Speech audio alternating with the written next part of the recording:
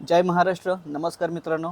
आज 19 फेब्रुवारी आणि आज छत्रपतींची जयंती आहे. यानिमित्त मी चाललो आहे शैलेंद्र एज्युकेशन सोसायटी सुवर्ण महोत्सवी वर्षानिमित्त. तिथे कॉलेजच्या मुलांनी छत्रपतींचे गड किल्ले किती सुंदर प्रकारे बनवले आहेत ते मी तुम्हाला दाखवणार आहेच. पण त्याआधी माझ्या मित्रांनी विनीत पारकर यांनी जे छत्रपतींनी इतिहासामध्ये कशा प्रकारे त्यांचे शस्त्र यूज केले, मावळ्यांनी कसे यूज केले, कसे वापरले, तर ते तुम्हाला ते सांगणार आहेत. ते नक्की बघा आणि तुम्ही तर बघाच, पण तुमच्या मुलांना सुद्धा ते दाखवा, कारण ही माहिती सगळीकडे पोचली पाहिजे. कारण याच्याने आपल्याला इतिहासात काय घडलं, कशा प्रकारे ते शस्त्र यूज केले याची माहिती कळते. तर मित्रांनो, व्हिडिओ बघा, आवडल्यास लाईक द्या, शेअर करा आणि चॅनलला आणि माझ्या फेसबुक पेजला फॉलो करायला विसरू नका. एक फॉलो. जय महाराष्ट्र. त्याला मी हे करून भरीव घडीव होती घडीव तोफा आणि होतीव तोफा. घडीव तोफा ह्या जो प्रकार आहे, ह्या मराठ्यांनी वापरलेले हे दोन प्रकारच्या तोफा.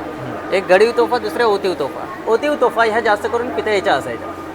पितळेच्या तोफा, आता महाराष्ट्रामध्ये पितळेच्या तोफाच जणू मुळात राहिल्यात 16 होते. फक्त 16 तोफा महाराष्ट्रात पितळेच्या राहिलेल्या आहेत. का? कारण का पितळ आता महाग झालेलं आहे. पितळाचं हे ज्या किल्ल्यांवरती, बऱ्याच किल्ल्यांवरती पितळेच्या तोफा होत्या, पण नंतर लोकांच्या स्मरणामध्ये जेव्हापासून आलं, म्हणजे साधारणतः 60च्या दशकापासून, तर ह्या तोफा जसं पितळ महाग होत गेलं तसं लोकांनी त्या पितळेच्या तोफा वितळून मग ते विकण्याचे प्रकार वगैरे झाले.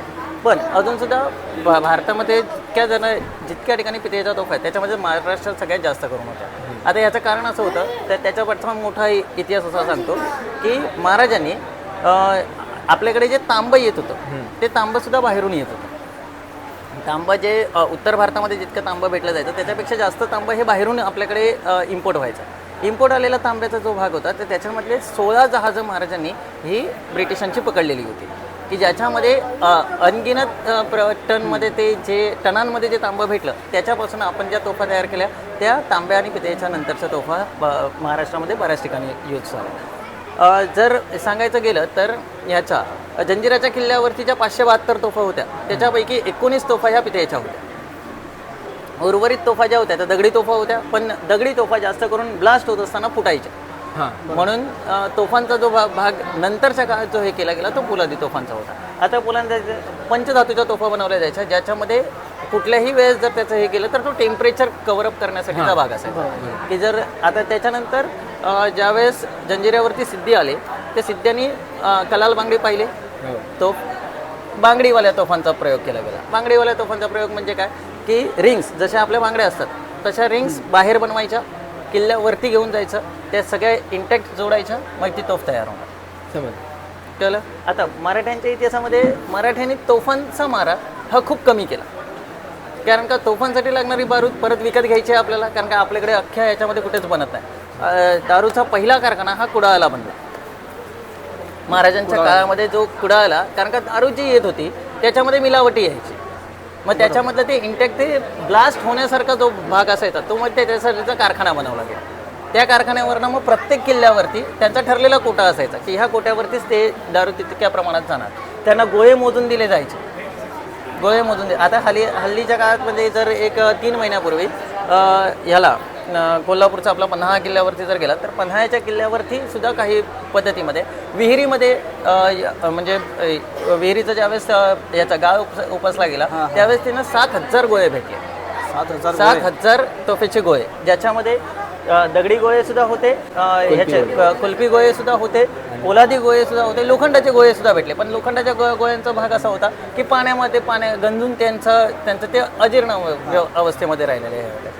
त्याच्यानंतर फ्रेंचांनी एकदा प्रयोग केला होता ॲल्युमिनियमच्या गोळ्यांचा, कारण का त्यांच्या ठिकाणी ॲल्युमिनियमचा त्यावेळेस हे झाला होता. पण ॲल्युमिनियमचा गोळा कसा होता की तो तोफेच्या आतमध्येच फुटायचा, हलका असल्याकारणे, खूप हलका असल्याकारणे तो तोफेच्या आतमध्येच फुटायचा. फक्त तो नंतर मग त्यांनी सिग्नलसाठी त्याचा प्रयोग सुरू केला. आता याच्यासाठी लागणारी जी दारू होती त्याच्यासाठी प्रत्येक किल्ल्याला एक ठराविक वेतन सोर्स दिलेला होता की किल्लेदार जेवढे त्याच्यापैकी त्याच्या वतनातनं जेवढी कमाई होणार म्हणजे तितक्या त्या किल्ल्याच्या तटबंदीच्या घेऱ्यामध्ये जेवढी कमाई होणार तेवढ्या कमाईनुसार ते दारू विकत घेणार किंवा एखाद्या लढाईमध्ये युद्धामध्ये आता मराठ्यांनी जितके युद्ध केले त्या युद्धामधनं जे समोरच्या शत्रूकडनं सापडलेली जी शस्त्रागारं होती त्याच्यामध्ये सर्वात जास्त मराठे जे जपून आणणारी गोष्ट होती ती म्हणजे दारू.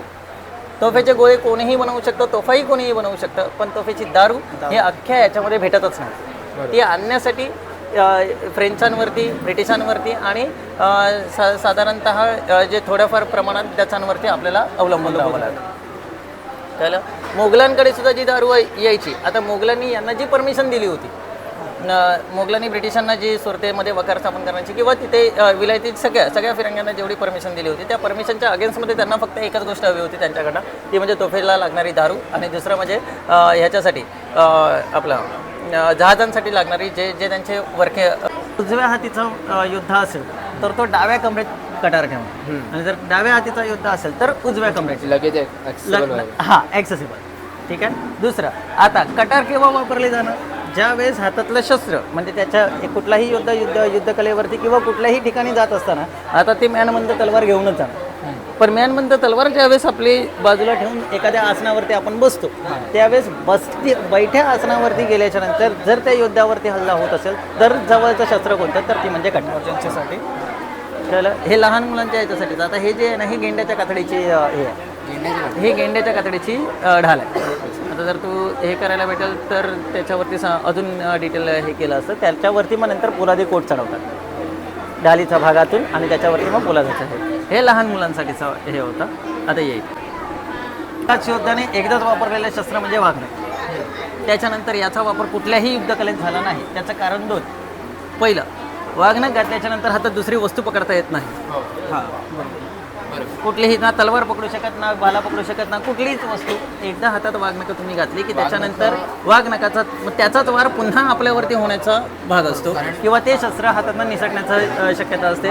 हे फक्त भेटीच्या दरम्यान ज्यावेळेस अफजल खान वधाच्या वेळेस वापरले गेलेलं संपूर्ण इतिहासात एका योद्ध्याने एकदाच वापरलेलं शस्त्र ते आतून असतात ना, नख आतून असतात. आता नखांचं ही नख ही नंतरची बनवलेली सर्व नख आहे. म्हणजे प्रत्येक युद्धाला भेट म्हणून किंवा याच्यामध्ये देत असताना नख वापरली गेली, पण एखाद्याला मारण्यासाठी वापरलेली इतिहासातले एकमेव म्हणून ती म्हणजे अफजल.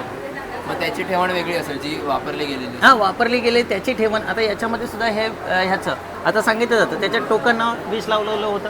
आता ते वापरणारा पण तेवढा कुशल कारागीर असावा.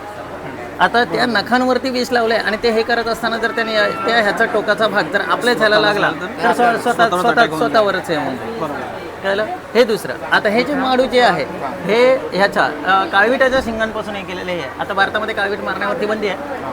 ओके. आता हा पण जो कारागीर असायचा म्हणजे हे चालवणारा जो शस्त्रागारातला जो व्यक्ती असायचा हा इतका त्याच्यामध्ये हे असायचा की ह्याचा एक प्रहार हा असं बोटामध्ये. आता ह्याचं इथे मध्ये एक त्याला तंत्र असतं. त्या तंत्रावरती हे दोन्ही ह्याच्यातनं फिरवलं जातं. तुम्ही बुलंदी पिक्चर बघितला असेल तर त्या बुलंदी पिक्चरमध्ये ते दाखवलेलं आहे की तिथले उत्तरेकडली युद्धकलेतली लोक जास्त करून राजस्थानातली लोक ते वापरत होते, कारण का काळवीट हा प्रकार सर्वात जास्त राजस्थानात भेटतो.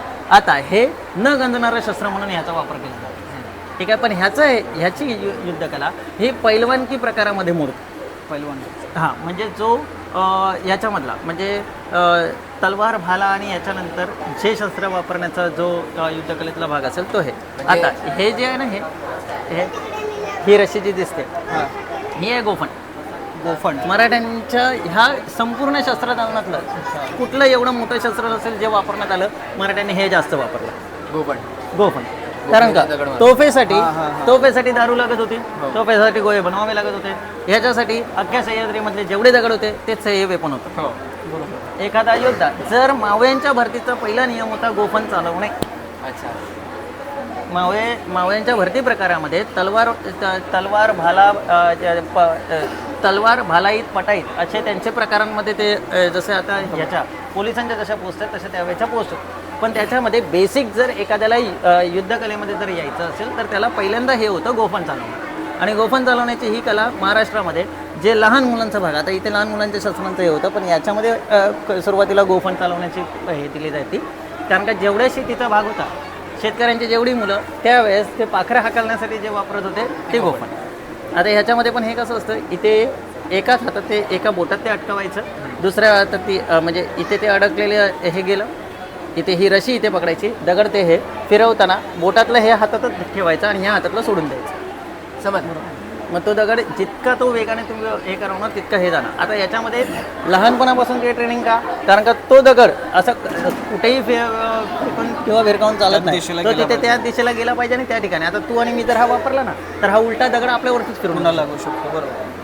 नाही असं त्याच्यातलं ते तंत्र आहे. आता याच्यामध्ये हा जो पुढचा भाग आहे हा चांबड्याचा बनवला जायचा, कारण का चालू ह्याच्यामध्ये जर रशी तुटली किंवा हातातनं फिरवताना ते बोटातनं ते हे सुटलं आणि ते रशी सकटच ते गेलं, कारण का हा ज्या उंचावरती असणार त्या उंचावरनं तो परत खालती जाऊन ती रशी आणू शकत नाही. हो बरोबर. मग तो वेपनलेस आहे. बरोबर. एखादा दगड आपण फेकून मारण्याचा आपलं डिस्टन्स आणि त्याच्यामधनं मारण्याचा डिस्टन्स याच्यामध्ये खूप मोठा फरक आहे.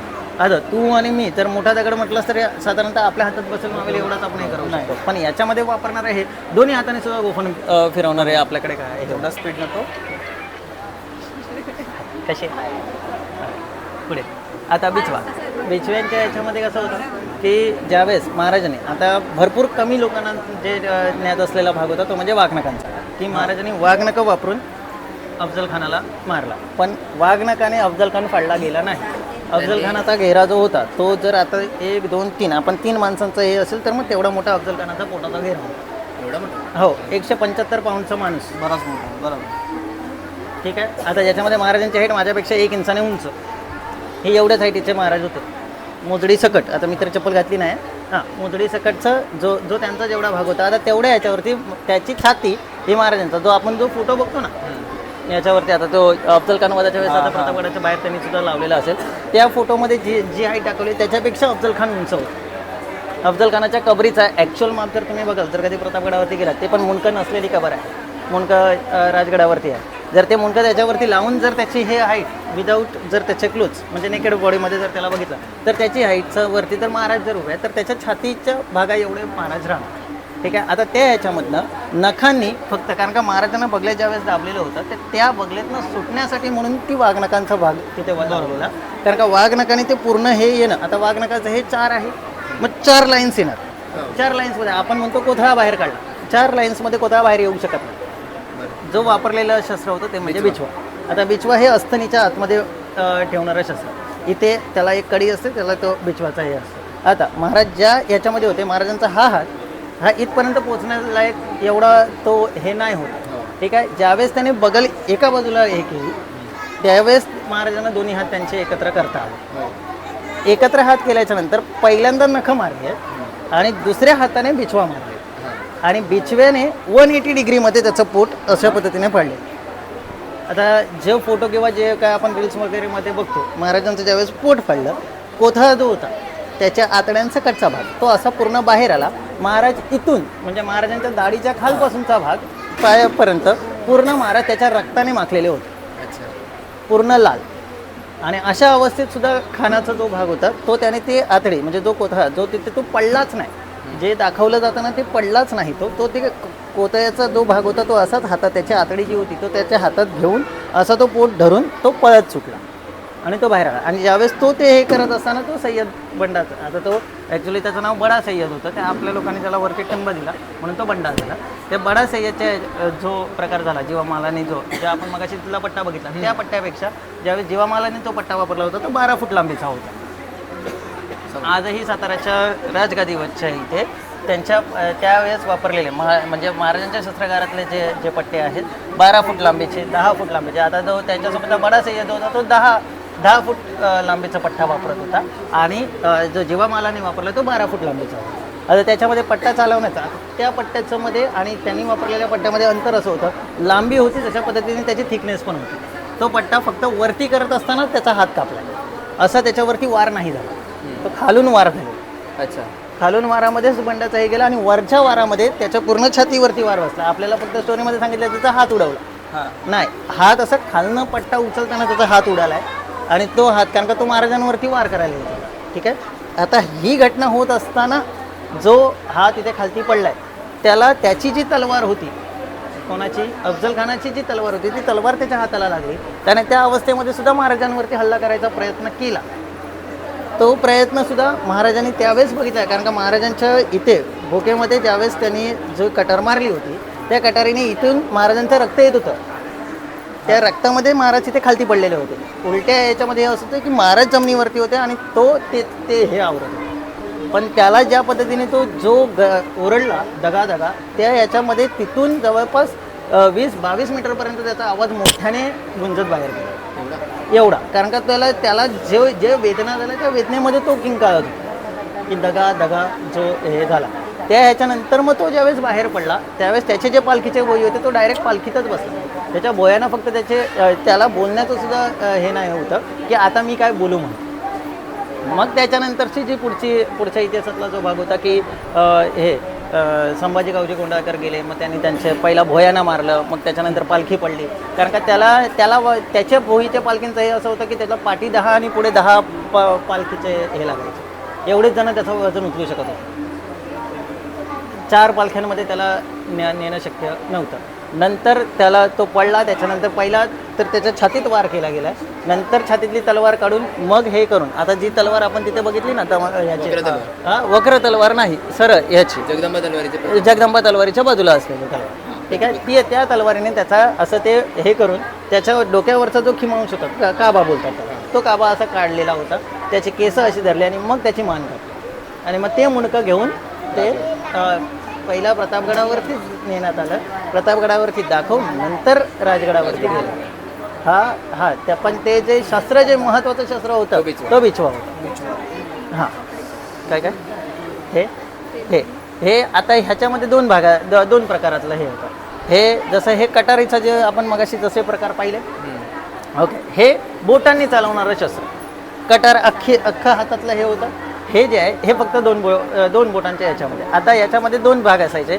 हे जर लहान म्हणजे युवकांपर्यंतचं जे वापरणारे होते ते हे असं, आणि बाकीचे जे वापरायचे ते अडकित्ता म्हणून. ह्याला पुढे अजून एक हे यायचं, इथे कडी असायची आणि त्या कडीने हे सुपारी फोडण्यासाठी वापरले जाणारा अडकित्ता. आतापर्यंत आपण जे बघितलं आता समज तू आता यासाठी किल्ल्यावरती चढण्यासाठीचं म्हणून जे आता जे ट्रेकर्स जातात ते लोक ज्या पद्धतीचे बाकीचे वेपन्स घेऊन स्वतःचे जातात ते हे घेऊन जातात. सर आता हे जास्त करून वापरणारे जी लोक होते त्याच्यामध्ये जे लोक किल्ल्यावरती जाऊन दोर लावायला जाणारे ते लोक होते, स्वतःच्या कमरेला दोर बांधून फक्त नुसत्या कड्यावरनं चढायचं, ते कड्यावरनं चढणारे लोक हे वापरायचे. अच्छा, गुप्ती कोणतं हे गोफन आहे. हे गोफन आपण आता इकडे जाऊया. हां, सांग ना इथून पुढे.